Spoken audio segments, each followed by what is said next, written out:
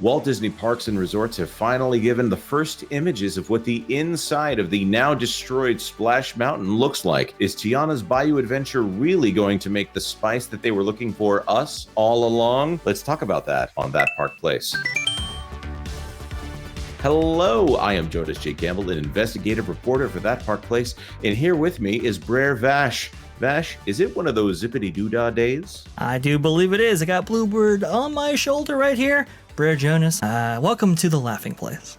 I love that. I love that. Absolutely love it. Hey, Vash, you have seen a lot more of what is going on inside of Tiana's Bayou adventure than I have. Of course, we had a little scoop earlier on this channel. We were able to look at some documentation, see a little bit of what's going on inside of that ride. But now everyone else can see some of it too. Vash, what's going on in there? Quite a bit, it would seem, and it looks like Disney has finally opened the floodgates when it comes to press and coverage on this ride, specifically the interior. We have criticized them in the past, like, hey, why can't we see the interior of this attraction? Well, criticize no more, because we are going to finally see it. Not until, though, we go over some signs in the exterior right here. This is now the new sign, Tiana's Bayou Adventure, that has been posted outside. We're going to be talking about signs a little bit on this because I think it's really important to set up the fact that their ability to transport you to these different realms and these different fantasy worlds, I don't know. It doesn't seem to be necessarily as strong as it was in years prior. Right here, you can see a sign actually telling you where you're actually entering into the finale. We're actually going to see this again in that finale sequence. So wait, this isn't a sign like you're walking around the park and you happen to look and it's trying to tell you what's going on, or say don't pull this rope or something like that. This is to let you know that you're coming to the flower of the bayou. Yes. Okay. Yes. This is to let you know while you're on the ride where you're going. Why don't they just have a narrator or like an animatronic there saying, welcome to the floor of the bayou, Florida Bayou. So that's funny. It sounds like the Florida Bayou. Isn't this supposed to be in Louisiana? Yes, it is. Well, if you like the signs already, well, we got more signs for you right here. They did spend a little bit of money on the Critter Co-op sign. The money that they should have spent on this sign, interestingly enough, this is Tiana's Foods. This is now going to be on the flume itself as you're traveling down into the bayou. Hopefully, I think that's like a gator or a crocodile back there that used to be part of Splash Mountain, kind of thrown in the bushes. It's hard to see, but it is there, which is very interesting. That looks like a piece of lumber with the sign attached to it, and then they just threw some foliage on top of it to try to hide it. That is exactly what it looks like. And as somebody pointed out, somebody was like, that looks sun-bleached already. That's a good point. It might get more sun bleached as time goes on right here. So this confirms that this is happening in 1927 as well. Yes. Or at least a time period close to it. It says established 1927. I believe there's several references in the queue to this. This is supposed to be the late 1920s, early 1930s. But at least it's employee owned, even though it has Tiana's name on it. That's a great point. But hey, you know what? As you referenced before in the start of this video right here, you are the spice. You are the spice that makes this whole thing work right here. So it's not just the co-op. It's not just all the people that are part of this employee-owned establishment. You're the spice, in fact, that is making this joyful, one-of-a-kind celebration complete. Wait, wait. Now, I do know that there's some crazy stuff that happens in Louisiana here. They're looking for an ingredient for some kind of dish, correct? So that plot point seems to have gone by the wayside. So this is now going to be I think the second or third iteration of this attraction, and what the missing something or another that you're supposed to find, the iteration of that is. So the first one, you'll note that it was supposed to be the trumpet from Louie the alligator. Then it was some talk of hot sauce, then a special ingredient, and now they're looking for a member of the band, Critter Band. Oh, that's a relief. because we do know that you get one of the scoops that we had here is that you get transported or turned into the size of a frog. So finding out that you are the special spice that goes into the gumbo. Frog legs are a delicacy in some cultures here. So I was starting to be curious about where that was going. yeah. No, that's actually a great point. No, it seems they've skewed even further. So again, we've seen this multiple times with this attraction. So you'll remember that the first iteration of the artwork that was linked to this depicted Mama Odie's boat and so forth. Obviously, that has changed. And it looks like the story has taken on several iterations as well. You can see right here, this is the before shot of Splash Mountain. So this is what this scene looked like in its Splash Mountain form. This is just when you hit that first drop on the on this attraction right here, and you're coming in, and you're setting it up with all the characters and so forth. You can actually see like a frog on animatronic in the distance right there. Again, this is the original Splash Mountain. Rock work on the sides right there. You can see these kind of blue trees. The trees have remained, but the animatronics have gone away, and now that rock work has also been removed. So you can kind of see the emphasis placed on certain things and what changes they've made just off the bat right here. Yeah, this is okay. So I don't remember what the theming behind the blue trees was about, but obviously this is a little less colorful. I suppose it's a little bit more Bayou themed. But on the right there, it's a very clear walkway. And would you see walkways when you're on a ride? I know they have to be there for safety reasons, but they tend to take you out of it just a little bit. They do. And that walkway is present in the former attraction, but you can kind of see with the mixture of rockwork and blue trees and things to kind of... Oh, that's funny.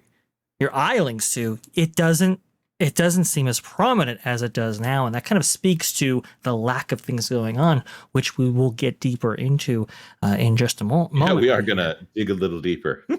Yeah, we're gonna dig a little deeper, but we had to hit some points along the way. Cast member costumes were also debuted with this attraction. Kind of see how these new costumes are derivative of the old costumes, as you can see in this before and after shot, but now with yellow berets. So at least in the Disneyland version, that raised berets makes a little bit more sense. But let's go ahead and go into this attraction, huh? Let me ask you before you get started on this, Vash. Are there any hints as to what location you might be at when this is happening? Well, oh yes, there is. There's a big banner up top that actually tells you exactly where you are supposed to be. You can see that welcome to Fleur de Bayou, home of Princess Tiana and Prince Naveen. Now, again, that's going back to the earlier part of this video, which I do apologize for being a little all over the place, but trust me, we're all going to bind this together here. Again, this is the sign posted before this sequence while on the attraction. Now we're hitting a new sign, and it's a banner over this whole sequence right here. Did the people who did the two signs just not talk to each other, or did they just order multiples of the sign? I don't understand why they would do that twice, or why they even need a sign for this. Well, that's the funny thing, right? So if we compare it to, let's say, the original version of this attraction, which I believe I have right here, yep, you can see like the Welcome Home Brer Rabbit banner that was there before. Again, that was done by the characters in this attraction, the Brers, and they were welcoming home Brer Rabbit, who had escaped his captors, right? And it wasn't to tell you where you were; it was just to kind of complement this scene and give a sense of what you had just experienced. But this is outright telling you where you are twice, by the way, instead of actually showing you where you are. And I think that speaks to the creative output from this crop of Imagineering right here. They're simply not perhaps as skilled as the former. There's a technique that sometimes gets done when somebody has to do something that they're looking at someone else and they're seeing all the great things that they've done, that they won't necessarily plagiarize the whole thing, but they'll take outlines and they'll say, oh, well, there was one of these in that, so we need to put that in here. They had a giant banner in their finale scene, so maybe we also need a giant banner in the finale scene. And then they'll think about what needs to be on that banner later, just for instance. Maybe if you're not inspired in any way. Perhaps that is what is going on right here. But if you know you're going to put a banner in this portion of the sequence, why put it several feet before outside. That doesn't make a whole lot of sense.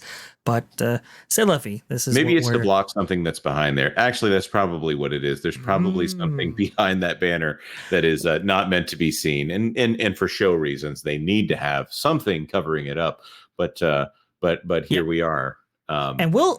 And look, I will say about this scene, some of these things are actually done pretty well, but it just, to me, it feels a little smaller than the scene that it replaced, unfortunately. You can see that they're using some tricks in order to make it feel more fleshed out. You can see projections in this atrium right here off to your right, and actually behind Tiana, little Naveen and Naveen himself and Louie, you can see projections back there. Ralphie, yeah, I keep forgetting that name. You can also see this Spanish moss right here. Now I'm going to go forward a little bit in this video, and you can kind of see how they use Spanish moss in multiple areas here to hide or obfuscate the seam work as part of this new scene right here. You can see just below what is the kind of port view into this from the Walt Disney World Railroad. You can see the Spanish moss kind of coating that, I see. Almost like some frills and so forth. So they are hiding some things. They are trying to maximize the amount of budget given towards this sequence right here. Some of those seams you can see, some of those things you can't.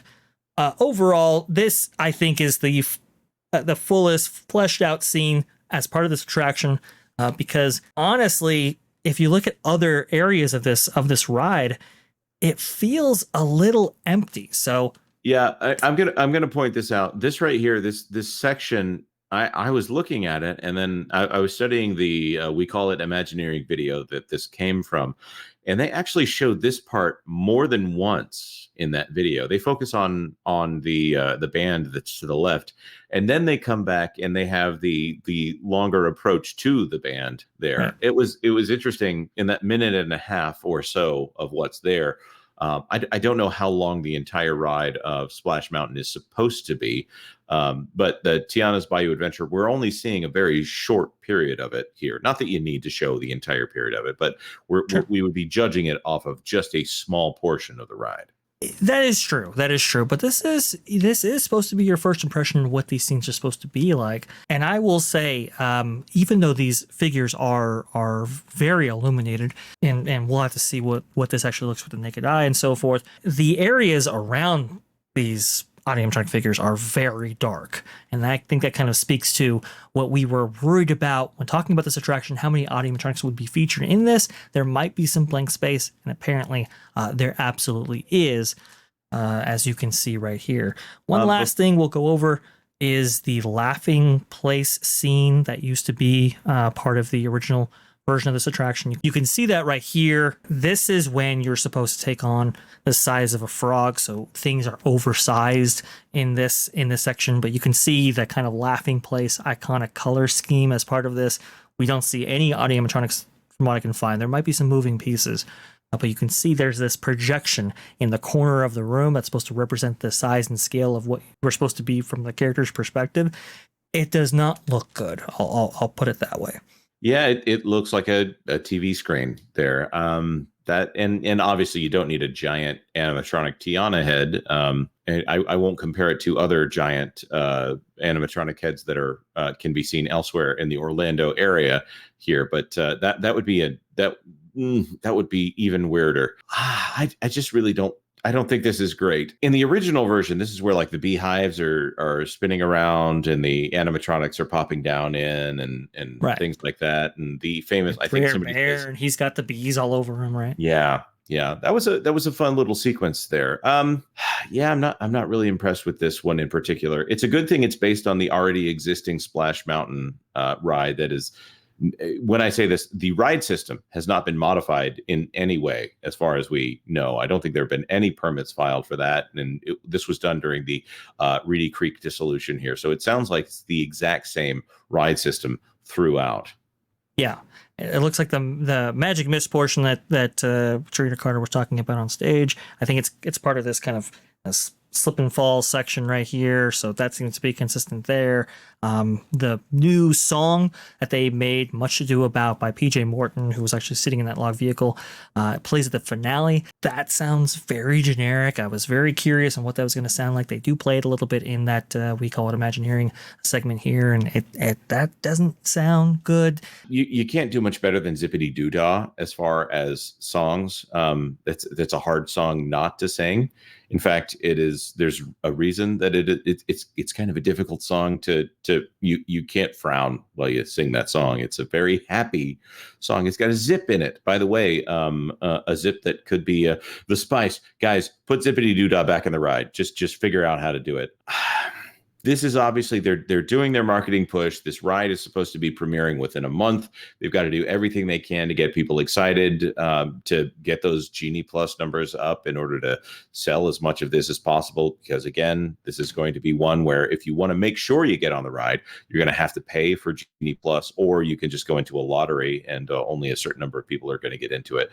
This is the only thing they have this year other than the Country Bear refit, which I think in Disney's mind, that's probably marketing to a different demographic, which is a shame because this is was the most popular attraction at the theme park. And they're trying to say that, no, we're catering to only a specific demographic of people, which is, I'm saying that Disney's doing that, not us here. I don't think that's a good look for them. This is something that started in 2020 and ended up today. I noticed that the soundscape thing is not talking about most of those things that Bob Chapek brought up, or the environment that Bob Chapek brought up back in 2020 when he talked about this ride. Yeah, and I guess what's disappointing is that I understand the reasons why Disney did it. I understand the reasons they cited and what was going on in the country at that time. It's unfortunate that this feels like at best a lateral move, but in a lot of cases a downgrade from what we got. Even like the little stroller portion that they just recently added that took the place of the old kind of laughing place playground right here. That's no more. And again, it's like, okay, stroller parking, but I thought every single person that's supposed to be on this ride is supposed to be over 40 inches. So why the stroller parking again? I don't know. Look, I guess it's unfortunate that this ride was never going to be as good as it could be, especially at this time of Disney and how much they're actually spending towards these capital expenditures. And it's unfortunate that it happened at all because of the climate that both the company and the country's in. Agreed. Very good job, Vash. And I appreciate that you can come in and you can talk about this from an expert standpoint. And also just, I love Splash Mountain. It was one of my favorite attractions. It was one of my daughter's favorite attractions as well. And she liked it more than I did. And she will never forgive Disney for demolishing her favorite ride at the park. All right. That being said, are you looking forward to Tiana's Bayou Adventure? I think it's possible. It's a better attraction.